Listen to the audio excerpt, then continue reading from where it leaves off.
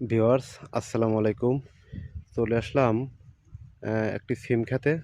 তো ভিউয়ার্স দেখেন কি পরিমাণ ফুল গাছ দাঁড়িয়েছে। দেখেন ভিউয়ার্স, যদি এতগুলো ফুল সব কিছু ফলে রূপান্তরিত হয় তাহলে কিন্তু বাম্পার ফলন হয়ে যাবে। তো একজন চাষি দেখা যাচ্ছে। ভাই আসসালামু আলাইকুম। ভাই ওয়ালাইকুম আসসালাম ভাই। ভাই কি করতেছেন আপনি? ভাই এই যে আমার এই খেতে আসলাম, সিম খেতে। এ তো অনেক ফুল ধরেছে। কেমন ফলন হয় মনে হয়? ভাই এখানে 10 কাঠা জমি আছে আমার। হুম হুম। এখানে 60 থেকে 70 হাজার টাকার আশা করছি ভাই, হবে ইনশাল্লাহ। তাই? তো আপনি কি এতে ফুল ফলন লাগে নাকি? ভাই সকালবেলা ফুল ছানো লাগে, ফুল না ছাড়লে এখন আর কোনো ফল ভালো হয় না। তাই না? তাহলে আপনি কেমন আশা করতেছেন?